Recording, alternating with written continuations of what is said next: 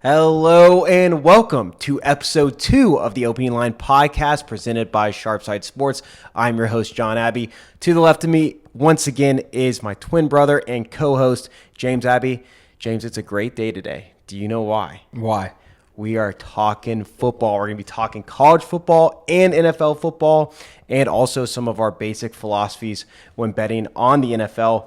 So stick around. I hope you guys enjoy this episode. It's just so much better to talk football than have to drone out about baseball. The Olympics was fun. That was like a nice break for 2 weeks, but August just stinks when you get older.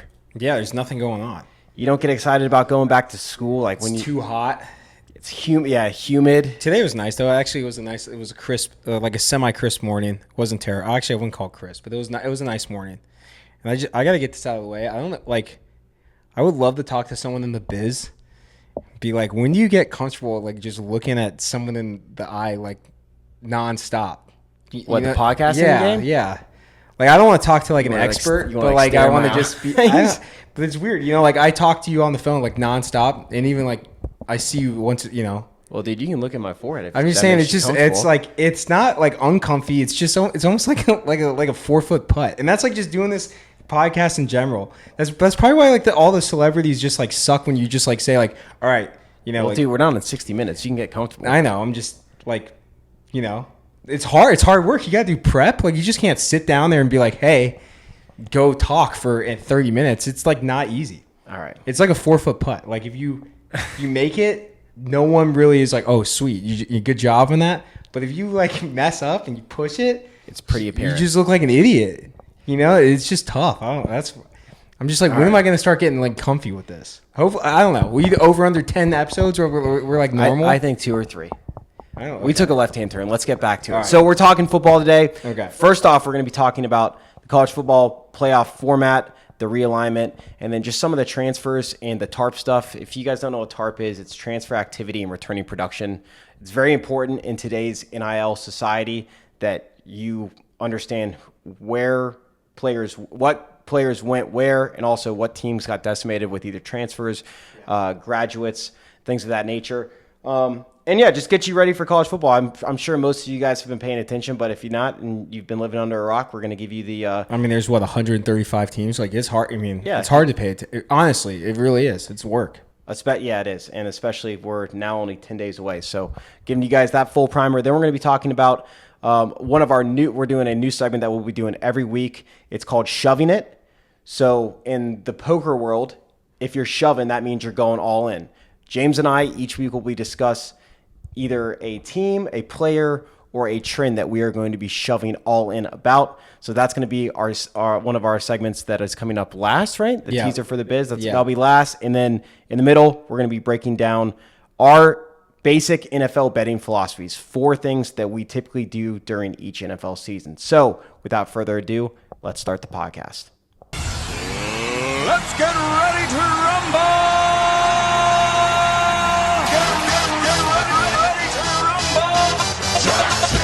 All right, let's jump into our college football primer. So the college football playoff changed their format from 4 to 12 teams. I'm going to run through all this for you, okay? Yeah, run through everything. Number 1, the 5 highest ranked conference champions will get in, a.k.a. all the Power 4 conference champions get in, and then 1 group of 5 champion will get into the playoffs. The next 7 highest ranked teams earn a spot. Okay. There is no limit on the amount of teams from a specific conference. So if the next 7 highest teams theoretically are either the Big Ten or the SEC, they all could get in. Okay. That's important. Yeah. Top 4 seeds are reserved for the top 4 conference champions. No independent can be ranked higher than 5. So currently, Washington State, Notre Dame, and Oregon State cannot get higher than 5, even if they go undefeated. It doesn't matter. Top 4 seeds will get a bye and move on to the quarterfinals. That's important. Yeah. You want that bye. It's basically the NFL playoffs. Right. It is. It's a lot like it. It's the exact same right now. And then the first 12 will be played at the lower seeded home stadium. Okay. So home teams will get, or the lowest teams are like a 5, 6, I think it's 5, 6, 7, 8 will get all the home games. Here are the schedules. And I found this kind of weird. First round, December 20th and 21st, that's a Friday and Saturday. Quarterfinals, December 31st, New Year's Eve and New Year's Day, Tuesday and a Wednesday. They want to keep it's like the New Year's 6th. They do, They don't want to compete against the NFL, I think. Oh, is that on the 2nd? Is that a Sunday this year? Yeah. Because they do this. They start doing Saturday and Sundays. What was last year?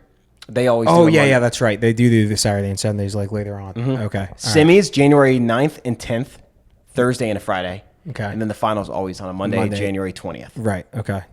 So that is the new college football playoff format. It brings weird. Why couldn't college football playoffs like bully the NFL and be like, we're taking back Saturday? That's crazy. This shows you how much pull the NFL, like, honestly. It's like a handshake agreement. I know it's nuts, but like, come on, like, I don't know. That is wild. The NFL king, you you have handshake agreements. You bend the knee at all times. Exactly. Okay. So we got that out of the way. We'll talk about conference realignment. All right, Big Ten. They added Oregon, UCLA, USC, Washington. Nobody else left, or no one left, rather. Right. Everyone stayed. Yes. Yeah. ACC, SMU, Cal, and Stanford joined the ACC. Everyone else stayed again. Everyone else stayed. Yeah. The Big 12. This one had some movement. Yeah. Colorado, Yeah. Arizona State, Arizona, Utah, all joined the Big 12. Texas and Oklahoma left for greener pastures to the SEC. Those two were added to the SEC. No one left. Obviously, ain't no one ever leaving that Yeah. SEC. The Pac-12, this is sad, is It's now nothing. It's nothing. the Pac-2. Well, but it's nothing. I mean, Washington State, Oregon State are technically, but the Pac-2. they're playing in the Mountain West. Correct. So it's They're like not playing- even it's not even Pac-12. It's not there. Yes, It's not they're there. playing 7. What happened to the Pac-12 network? Does anyone know? I think it dissolved. If you know, put it in the comments. I honestly don't know. No, it. I think it dissolved. Weren't they in debt? I know the conference itself was in debt, but I don't know if the actual network was in debt. They banked on a massive TV deal. I believe it was with Apple. Comcast. No, they owe Comcast money. I don't know what they. I think they were going for Apple and Okay. it fell apart. Okay. Anyway, they're playing 7 and 8 games respectively against the Mountain West. They're the Mountain West. Pac-2 is Mountain West. Yes. The stepbrothers of the Mountain West. Yes, and no one was added to the Mountain West or subtracted to the Mountain West, but They just added those technically, two guys. Yes, and then the only other movement, which I was kind of surprised about, was the AAC. Army was joined, SMU left. Right. Max stayed the same. Army what was Army in before that? Conference USA. Conference Oh. USA stayed the same. Okay. Sun Belt stayed the same. So those were all the big movers and shakers. Okay. The QB transfer market was another thing that I wanted to hit on, and this is crazy. I'm sure all of these guys got paid. I am honestly curious how much some of these guys got paid. I bet a good amount of money. I was talking to a guy Over $1 million. I read that it was Yeah. like the average, or for a good transfer quarterback, you're going to get paid anywhere between 1.5 and 2. Yeah, definitely. I'm in a fantasy football league with a coach of a Division II school, and he was telling me that Power 5 bench players for basketball, this is Power 5 bench players. Like, you come to Duke, you're not getting a minute of meaningful time. You're getting paid $400K. So I'm sure those these dudes are guys making getting cash. Paid. Yeah. So, all right, you ready to run through them? Yeah, just go all the way through the list, and then we'll recap at the end. All right. Cam Ward, Washington State to Miami. Will Howard, Kansas State to the Ohio State University. Dylan Gabriel, journeyman, UCF to Oklahoma. Now he's on to Oregon, his last stop. Riley Leonard, Duke to Notre Dame. That's a big one. DJ Ugnale, another journeyman, Clemson to Oregon State to Florida State. Kyle McCord, Ohio State to Syracuse. He got kind of pushed out of Ohio no State. doubt. Yeah, he's out. He was Biden-esque. Yeah, that's He a was good out of comp. there. The boosters lost confidence, and he was gone. Nancy Pelosi said, you got to go, Yeah, buddy. you got to get out of here right now. Malik Murphy, Texas to Duke. Brock Vandegrift, UGA to Kentucky. I feel like Kentucky always gets like this. Yeah, like the backup guys of Yeah. like some big SEC Pocket school. passer. Yeah, that's true. Malachi Nelson, USC to Boise State. Tyler Van Dyke, Miami to Wisconsin. Will Rogers, Mississippi State to Washington. Washington in a transition period. We'll see how he does. Grayson McCall, Coastal Carolina to NC State. And the last one I have is Dante Moore, up and down career at UCLA. He's now backing up Dylan Gabriel at Oregon. Well, I mean, he got benched last year too, didn't he? I'm almost positive he did. Very because I remember we took a UCLA because he was benched. We're like, all right. Yeah, he's gonna. Yeah, exactly. The theory was the backup quarterback was going to be better than him. Okay, so I always think like the nut low, like worst content ever is like just going through and breaking down games. So we were thinking like the best way to do this is basically just John picks his like most intriguing / most actionable player, and then I'll do mine as well from the QB market. That is, yeah. And then we'll just kind of end right Go from there. Yeah, just end. Well, we'll end it right there. We'll put the college football transfers. Then I'll cover TARP. Excuse me. So we'll do the QBs and then I'll cover TARP and then we'll end. Cool.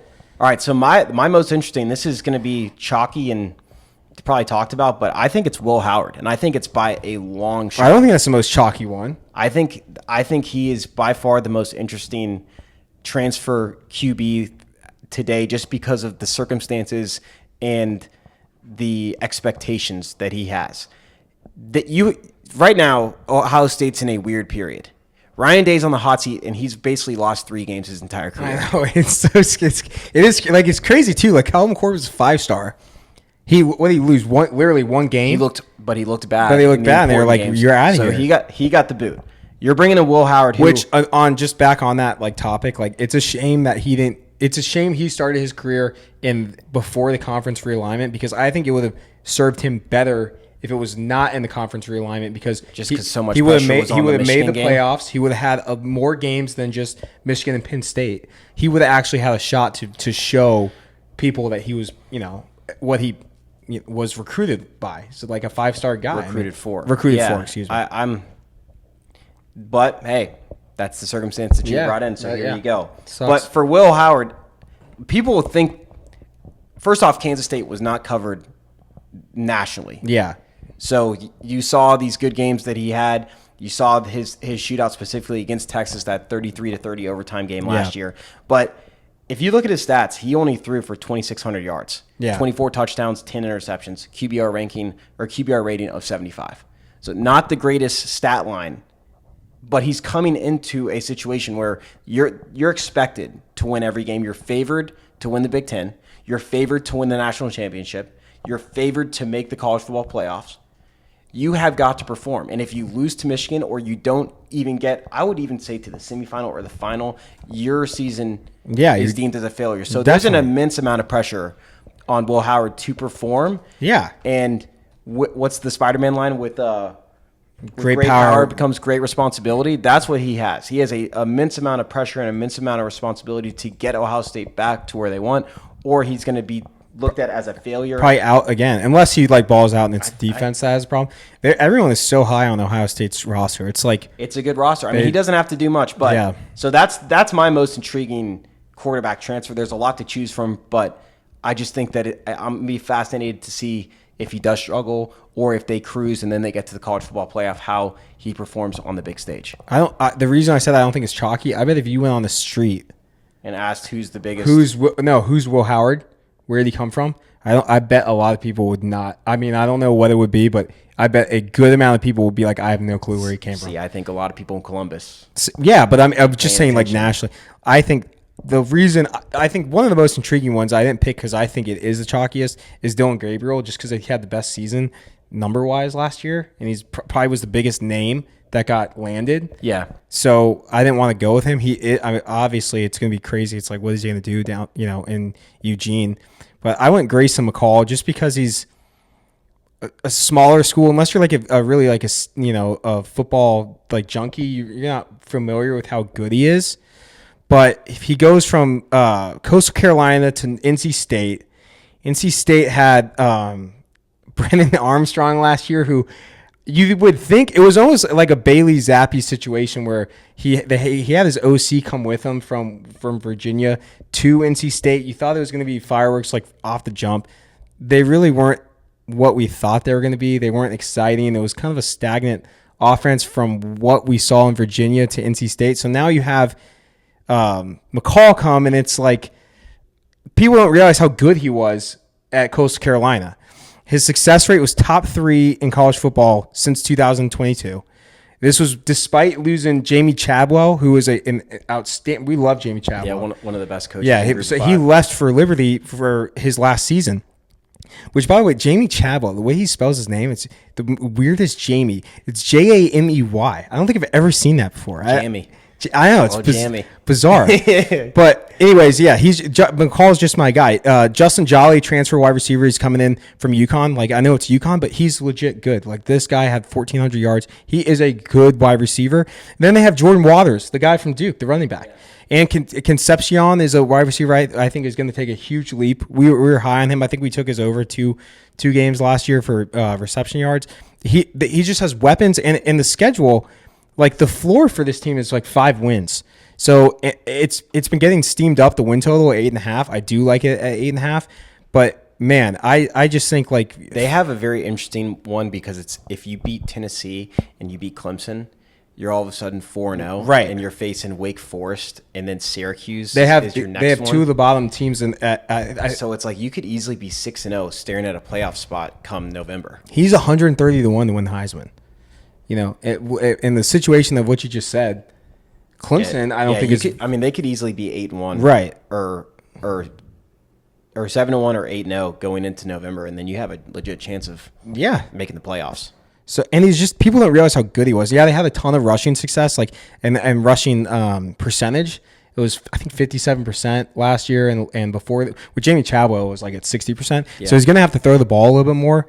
But still, man, I think he is just a total. People don't realize how good this guy is, and he's the 5th year. He's gonna be all right. I think the Pack are gonna be really good. I'm intrigued Force to to be reckoned with in the Yeah, ACC. I do. I like him. I mean, it's kind of juice to the over. It's like I said, there's a ton of groups and people out there who are just steaming this number. It's like, ACC is just so top heavy this year, where it's like and you don't know. And they have all their tough games at home, I believe. Let me pull up the schedule. I guess Clemson's on the road, so that's a tough one. But like all like the Tennessee's at home. Tennessee's at home, Duke's at home, Tech is on the road, UNC's on the road. So I guess they do have some spots where it's like, but you know, Duke is not great. Western Carolina, La Tech at home, Northern Illinois at home, Yeah, those are Syracuse at wins. home, Wake Chalk Forest them at up as home. W's. Yeah. Cal on the road. It's kind of weird because it's road trip and Cal's down. So yeah. Anyways, I kind of got off topic there, but Grayson Call, look out for him. There's a lot of players that have a lot of pressure coming in from I'm doing my research on this because Cam Ward's going to have a lot of pressure coming in. He's got to face Florida right off the jump. Riley Leonard, you got to get to the playoffs with Notre Dame. Yeah. Dylan Gabriel, you got to get to the playoffs. I was thinking about going Riley Leonard in this just because of the way Their schedule is so I need to look easy. at what's his name. Who was the quarterback last year? He transferred from Wake Forest. Hartman? Sam Hartman. Was yeah. that? Am I a year before? No, that's right. Okay. I expected them to be outstanding, and they just weren't. So it's like I'm interested to see because I think Riley Leonard is a stud. Yeah, he was. So it's interesting to see like if it's like a Notre Dame like Curse. like a leash almost or it's like you can't let them get out and run. You know, they're like a stallion, but you keep them in the stable. We'll see. But I love this, and it's important to always make sure because some of these teams like they automatically go from 6 to 8 wins with the addition of these quarterbacks. Some teams go from not making the playoffs to the playoffs. So it'd be very interesting to see how these turn out. Like I said, I'm very interested in Will Howard. I do love Grayson McCall going to NC State. I'm very interested in Riley Leonard, Gabriel, all these guys. It's just this gets me excited for college football. Yeah, it does. And I like the mobility too. It's nice. It's like Yeah. I don't know. Get the kids paid. Yeah. Make college football more interesting. But that's Exactly. enough college football talk. Well, you want to do TARP though? Oh, yeah. Yeah, I hate just like running 3 teams, so I'm gonna do this, but it's gonna be kind of semi-fast, so we don't bore you guys to death. You're a TARP junkie, so explain to So the listeners it what basically- TARP is. It's a shout out Colin Wilson. I think he created it. If he didn't create it, he definitely made it popular.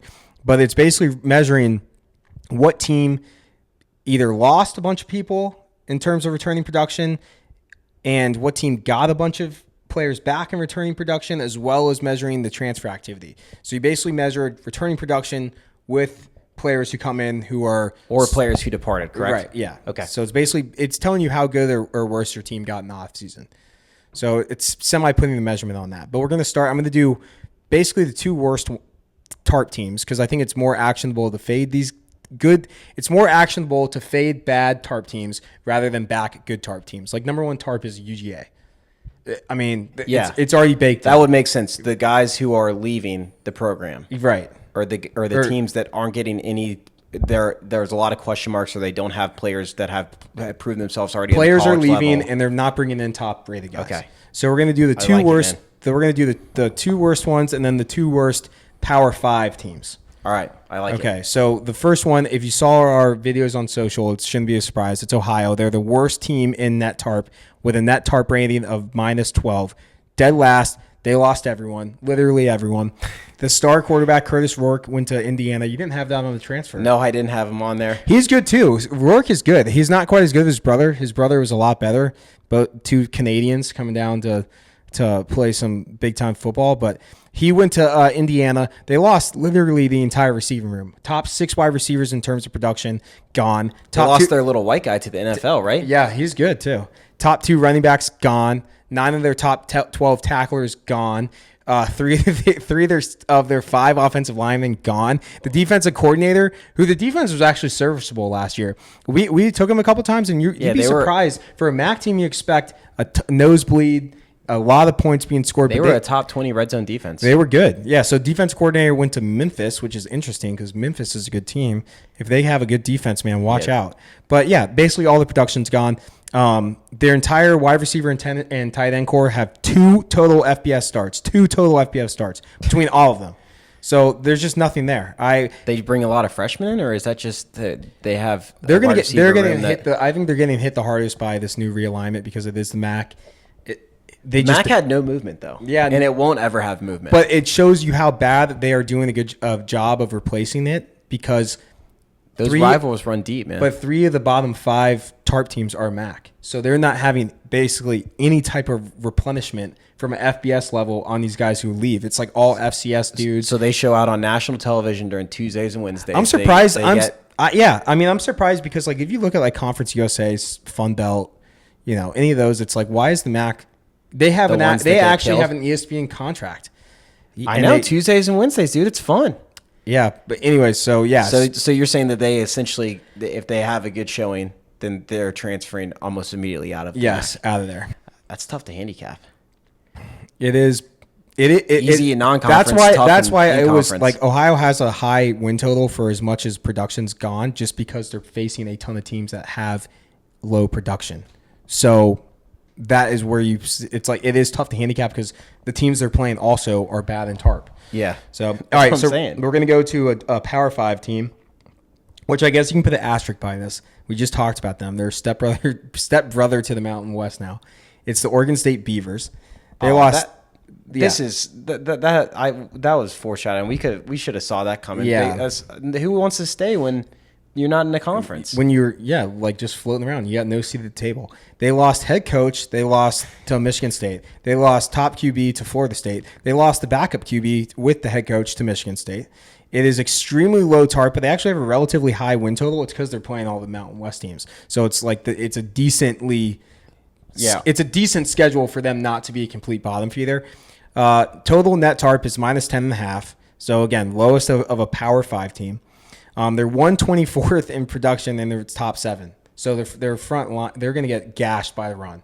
So do you have the number on how many players transferred out of there specifically? No, I don't. I'm wondering if any of like the backups or the freshmen that weren't getting any playing time stuck around. I can give you. Let's see. Because then you can look at like the actual talent. Because if Oregon State was a Pac-12, was a Power 5 team, so you'd have to assume that the talent that they're recruiting is going to be higher than even a group of 5, a good group of 5 team. So if some of these guys stayed, they still might be able to compete within the Mountain West. This does take into account like the recruiting like 5 stars and stuff. So I'm surprised to see that they're down there. So they're just to give bottom. you like an idea, they're down there with Ohio, Buffalo, Air Force, Jesus. New Mexico, Troy. Yeah, rock bottom. 5% of passing is returning. That's not a surprise. Both guys are gone. 37% of total offense.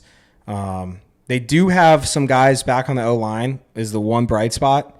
So if you can figure out, the offense in terms of a skill position, they could be okay.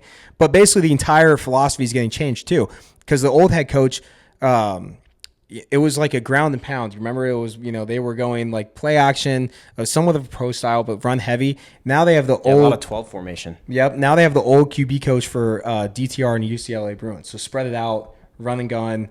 It's Interesting. Yeah, completely different. It is interesting to see how they do because it is in the Mountain West.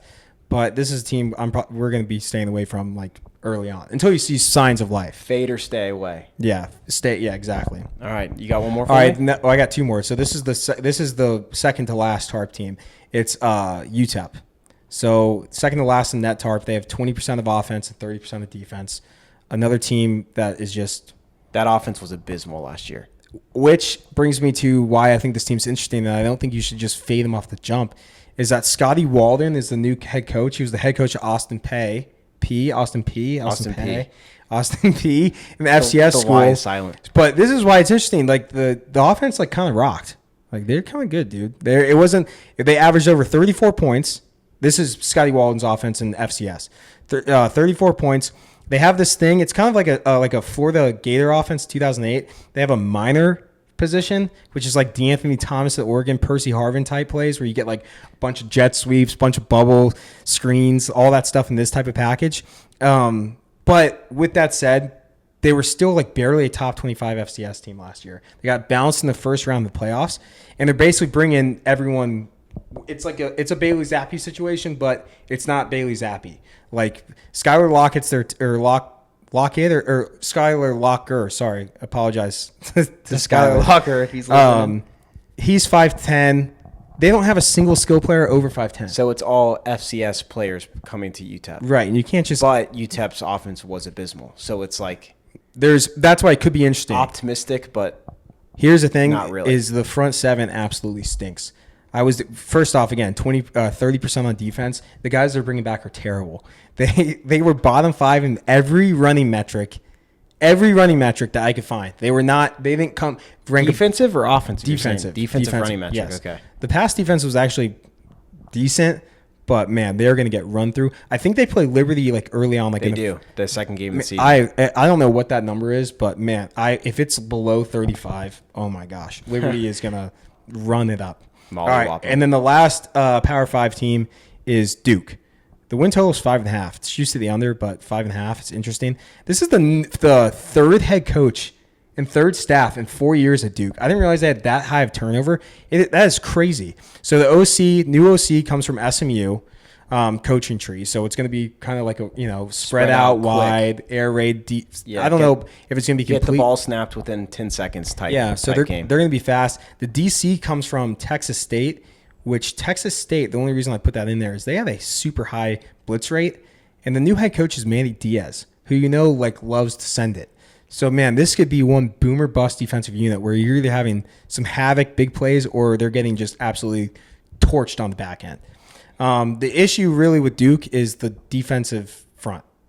Or not defensive front, the entire defense. They lost 7 guys, 3 to the NFL, 4 to Power 4. I guess we're calling it Power 4. Yeah, we'll call it the Power 4. Lost 4 of the Power 4 teams. So they brought in 8 new offensive linemen as well. 8.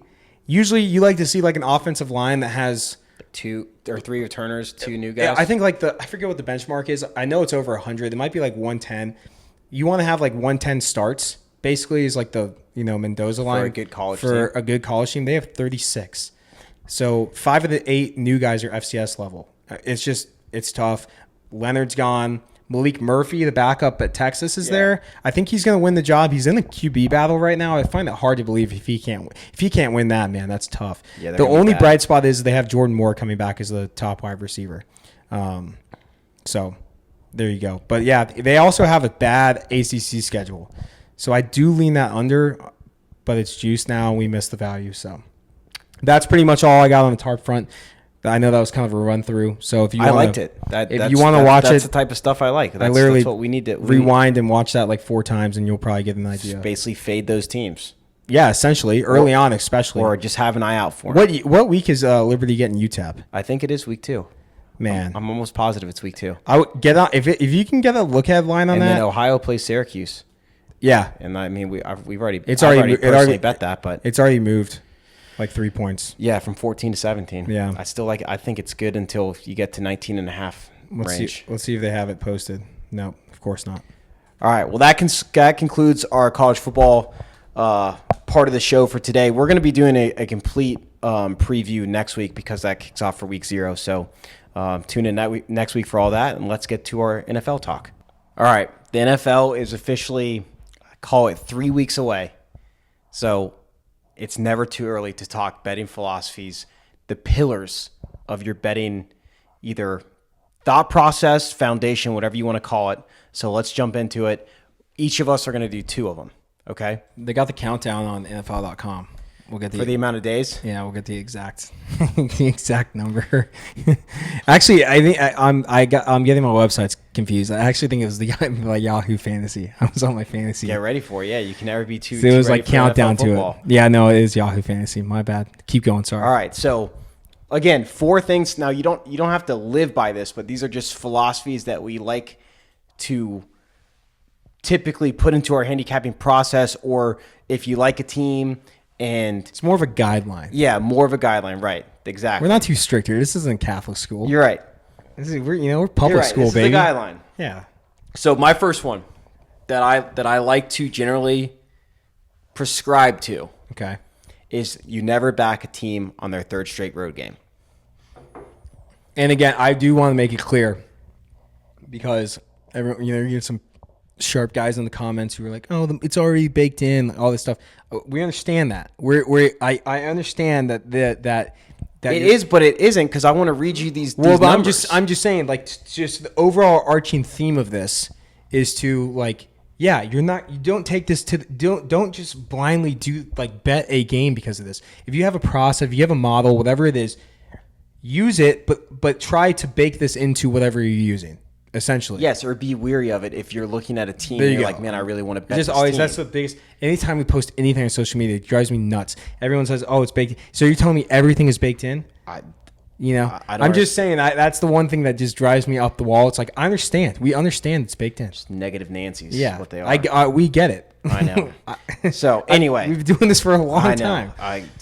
Get on your soapbox. Man. I'm just saying that cool with always it. just drives me nuts because it comes from like squares and like sharp guys alike. It's like, yes, I completely agree with you. I'm not saying we're like, or just like you just never think you're gonna find an edge ever. Again. right, exactly. That's the thing too. It's like, Come all right, on, so what do you use to find an edge then? You're telling me I can't find an edge in any major market ever? No, get out of here. I guess just don't gamble. Okay, all right, keep going. Sorry, Go sorry ahead. about that. All right, here we go. So again, never back a team. Not never, but be weary of backing a team on their 3rd straight road game. My friends at OddsShark, they're not really. I don't know any of them, but they did have this data. Last 3 years, ATS win percentage for a team on their 3rd straight road game is 32%. They're 11-23. Last 5 years, it goes up a little bit. Kind of makes sense because 32 seems like an outlier. 43% ATS percentage, win percentage, and the last 10 years, 44% ATS win percentage. I wonder if you kept moving that, if you kept doing the sample size, just kept moving it back. Last 15 was 45, so it seems Okay, so like plateaus like around like 45. they're around the 45 mark. Okay. So again, not a guaranteed win if you're fading that team, but if from the data, it looks like you're certainly not getting the edge if you're going to be backing the team on their 3rd straight road game. So Right. just be weary of taking one of those teams. It makes sense. It's a lot of travel in 3 weeks, especially if you have to go either across the country or if you have to play. Right, it's a terrible spot. I mean, It's a bad it is a spot. terrible spot, and I think where if we would dive into where you get the most value in doing this and in actually in like following this and circling these on the calendars, I think you would find it not being baked in the most when it's a good team. Like if a good team is say they're coming off 3 straight wins, like impressive wins, Right. Like but they're on their 4th game. I guarantee you, whatever power rating anyone uses or whatever the market thinks, I promise you that there will be a little bit of an. I can't say promise. I bet if you go through the data, you would find that the ROI is the highest There's a little bit of an edge. Yes. Their straight up is even worse, obviously. Yeah. Last 3, 32% win rate. Last 5, again, these are teams on their third, so the 3rd road game that they're playing. Okay. Their win percentage is 32%. Okay. 5 years is 37%.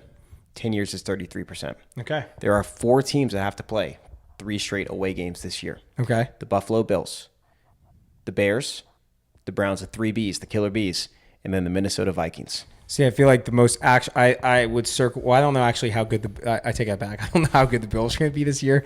They're a huge question mark just because of the offensive holes. But I would think that you would get who do you know who they play? Have you looked? I don't. I just know that a couple of these.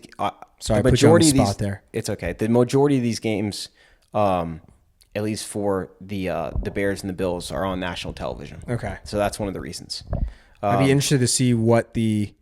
Because does the Superbook is there a book out there now that still has every NFL line up right now? I know it's low limit, but like I couldn't find it. I was looking this morning. I think it is a Superbook. I need to look. I don't have it.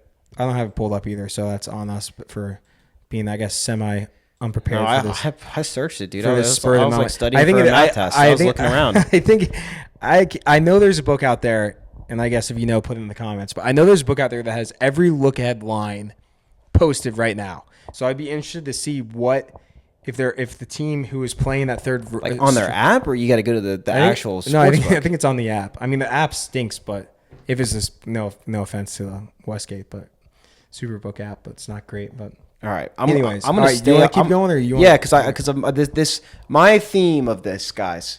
My philosophy is be weary of rest. Be mindful of how much rest a team has. And while it may not matter week to week, it does add up. And so my next philosophy is be weary of the dreaded Monday night football, next week Sunday, next week Thursday night, the 3 games in 10 days spots. Okay. 6 teams have to play it this year. That's the highest since I think it was 1990. Or at least that's how far the data goes back. 6 teams.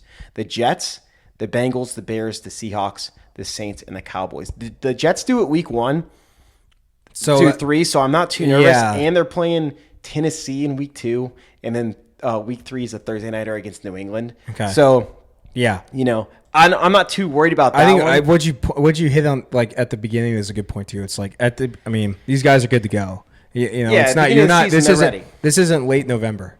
This is Right. Okay. The ones that I like circled is the Bengals. They do it week 14 through 16. That's tough. That is tough. Anybody? Yeah. And then the Cowboys do Are it they week- coming off a bye before they hit that stretch? Don't know. I guess that shows you how much I studied in math. Because Yeah. I If they were coming, prepped for if this they're like a coming off math a test. bye, if they go from bye to Monday to Sunday to Thursday, I still think it's a big deal. But The Cowboys do it week 11 through 13 too. So those are the 2 ones that I was Yeah, like, that's man, late this in the- is gonna be tough because the Right. Saints do it week 5. The Bears or the Seahawks do it week 4. So it's like those are still pretty early in the season. The ones where you do it week 14, week 11, like you're the dog days of the NFL. Yeah. you're gonna be banged up. So all right. So do you have the percentages? I do. Okay. Since 1990, teams in their final game of 3 games in 10 days. Okay. 38% straight up. They covered the spread 30%, 4-11 ATS. Like I said, it hasn't happened. Yeah, it a doesn't lot. happen a lot because the new schedule now is where you're really going to see the spot Right. get exploited. Yeah, it's. I really like this one because, like, Another thing I wanted to point out before you dive Okay, in here. go ahead. So they won 5 of the 13 games straight up. okay, These 13 games, the team that played their final game in 10 days, they were actually a combined favorite over all their opponents. okay, So you're getting a plus money price on the team that is not typically that a team that is not playing Right. in 10 days. And I think that has a lot to do with the Cowboys on Thanksgiving because they're 3 or 4 of these games. But right. I see what you mean. the theory remains. Yeah, Stay away from, or not stay away, but be very weary Yeah. because, 30% ATS and I guess 38% just like straight up. is just not- circle it on the calendar. Yeah. I think that's the thing too. It's like it keeps you from. If you are aware of it, you're not gonna get. It's not gonna sneak up on you. Right. And But- we'll be posting these because Yeah. this is a definitely a spot that you do need to be mindful of. I just think it too. It's like going back to the whole baked in thing. Like I understand, like it is if you go from Monday night to Thursday night, which I think there's only one team that has to do that this year. I got to look it up. They don't typically try to. They did none of that last year. Okay. They typically do not try to do it. I thought they had one last year too. I don't think so. I was doing my research on this. So regardless, like going for, or even like like a Thursday, like where you don't get a lot of rest, like a Monday to whatever is it, Saturday, Monday to Sunday, like that you can convince me like yes, that's definitely baked in. That's immediate next week to week situation. This spot is not quite as, I guess, known and thought about by the market. So I think that you were gonna be getting good prices on this because of that. My thing for I'll wrap up my rest thought with this is when you have elongated time periods like this, that like the 10-day stretch, you're not only losing rest days where you're literally having mini car accidents in 3 days within a 10-day span, but you are also missing out on prep time. Right. And prep time is probably the most important thing in the NFL. You have got to prep for an offense or a defense or you're just not going to succeed long term. Yeah. And that's kind of where I'm at with this. And that, I mean, the numbers do back it up. It's like if you're not prepped and you're tired, it's a terrible combination. I agree. Well, I think that was good. I buy both. That is my philosophies are, at least my foundations, and we'll be continuing to giving you guys all of our philosophies, obviously, as we continue to go along. But rest is a very big one for me, especially in the NFL. Okay, you starting it off with yours. We're going to the Warren Buffett School of Investing. I don't know if you studied too much of that. They just had a mini recession, so I think it's fitting. It's right, or a crash, like a 3-day crash. But it's buy when people are scared. So like buy on teams. Oh, I like this. This like is people this don't is like very relevant right now. It is very relevant. We had like the stupidest crash in the history of the stock market. But we should have like a buzzer for like the CNBC music when we talk investing. Right. But it plays this one. The first one plays off the parody of the NFL, and I would like to look at the sample a little bit more in depth to see like what is coming like before like 2000s. I don't know what the modern era means. I hear people say that 1990 is like the modern era. I don't think so. I think it's like whenever they like AFL and all that stuff. The merger? Yeah, no, dude. I don't know. Again, no way. So since the modern era, less than 15% of the teams have started the season 0-4. So no one goes 0-4. It's hard to go 0-4. So essentially, this is just buying a 0-3 team to win their next game. Now, again, you're not going to get. Don't blindly do this. If you're looking at a dog shit team who is clearly the worst team in the NFL in a terrible spot, whether it be coaching, talent, whatever you're seeing, and you're like, okay, well, this is a bad matchup for them, matchup related, number related, you're late to the game. Don't do it. But if there is a team that starts 0-3 and you're early to the market, you can get a good price on them. Why not? The ROI is there. Stand at the counter on Sunday night. Again, I mean, if it's a favorite of like, 7 points or more, like I would recommend not doing this. Maybe try to figure out a way to get exotic with it and get some value. But 0-3 teams do not go 0-4. It happens less than 15% of the time since the modern era. The next one is teams. Can we pause for a second? Sure. Do you remember? I think it was 2019.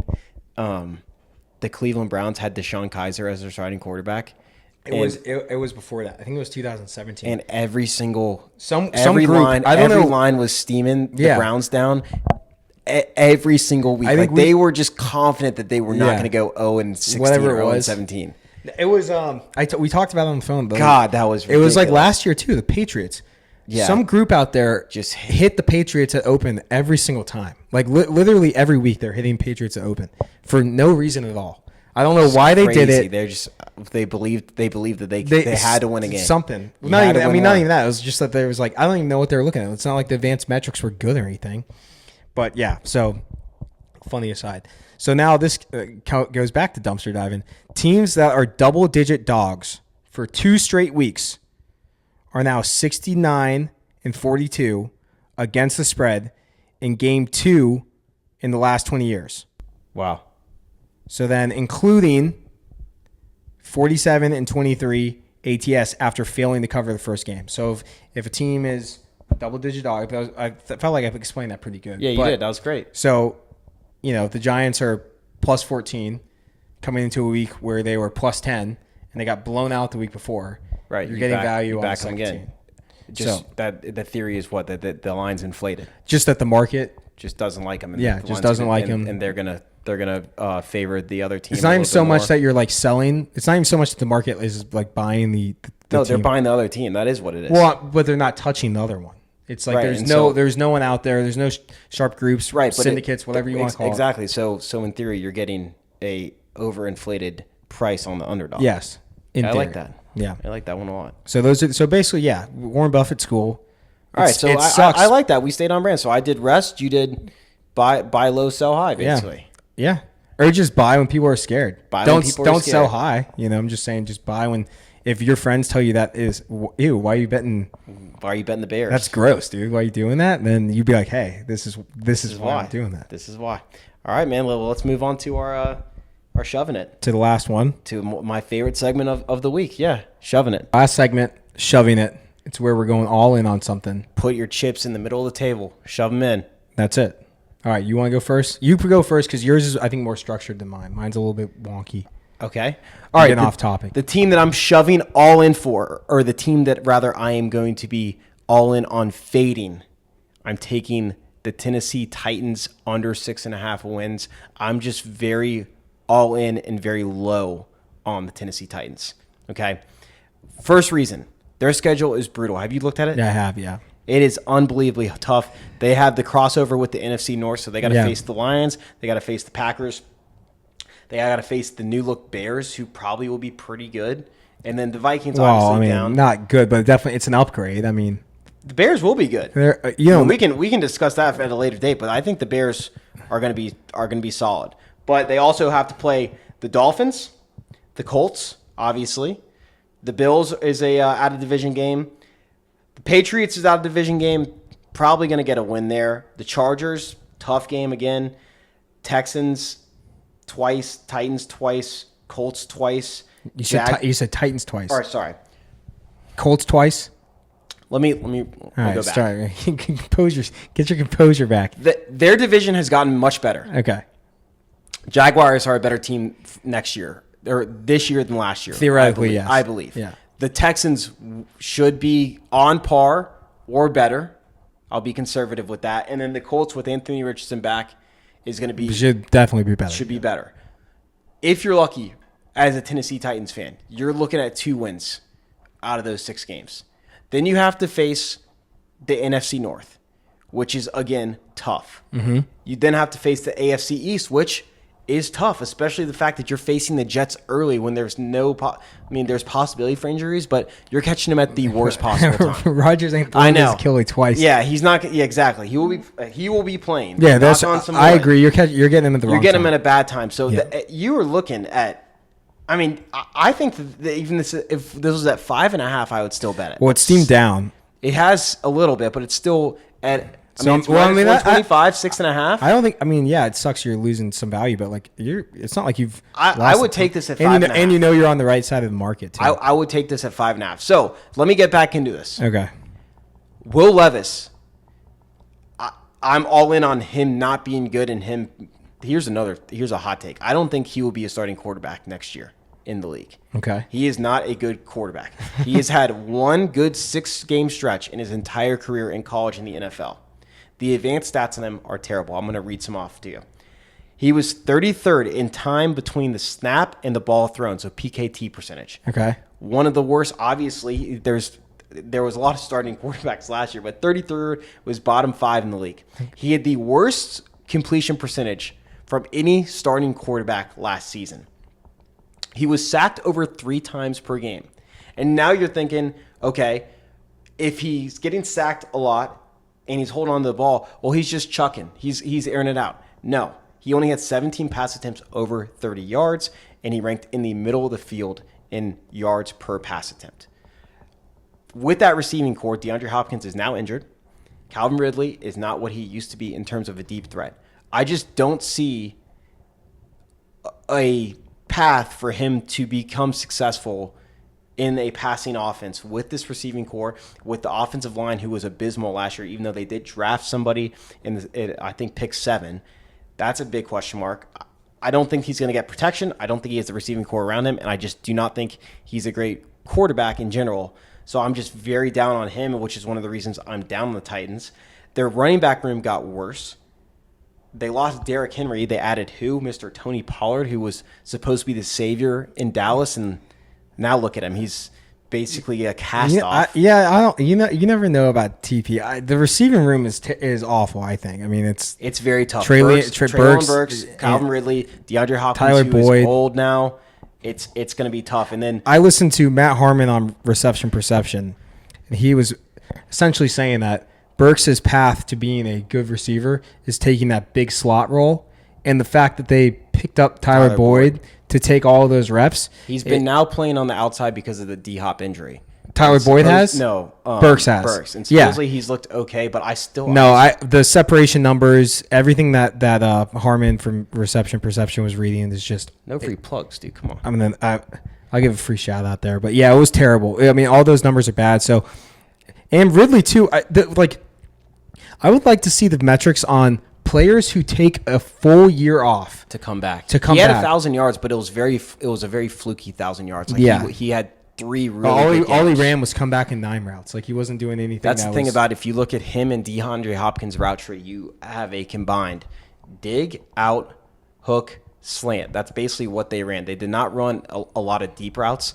DeAndre Hopkins was, I think, bottom 10% in the league in routes run over 20 yards. So I just don't think they have that. And then here is one of the main reasons. Again, I've had a lot of them, but this was like the icing on the cake. They had a middle to the road defense last year. It was 15th in the league. They had the number 1 red zone scoring defense in the entire league by 5 percentile points. So they were unbelievable in the red zone, but they still were middle of the pack overall in scoring defense. So at some point, not even at some point, they will have to regress. Even if it's a little bit, they have to regress back. Yeah, it's a and big they deal. lost their best asset on defense, which was Mike Vrabel. Mike Vrabel didn't get fired because he's a bad coach. He got fired because he had a fundamental disagreement with the GM and with the ownership. That's it. So you lost your best defensive mind. You're going to regress. And you don't have an offense that can carry this team. That is why I'm just all in on fading the Titans this year. Okay. Under 6.5. If you like them at a no, Let's see if I can get game lines up right now. Let's pull it up for the first week 1. I mean, I'm telling you, man.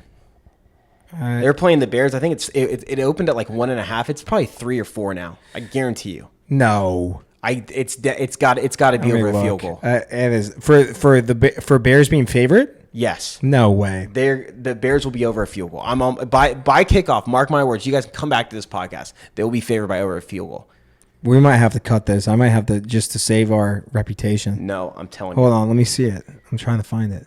This team is terrible. Oh shoot! I'm the one that needs under 6.5 points. What is it? It's 4. 4.5 now. Yeah. No, 4? Just 4. I'm telling you, they're terrible. So I'm all in on fading the Titans, man.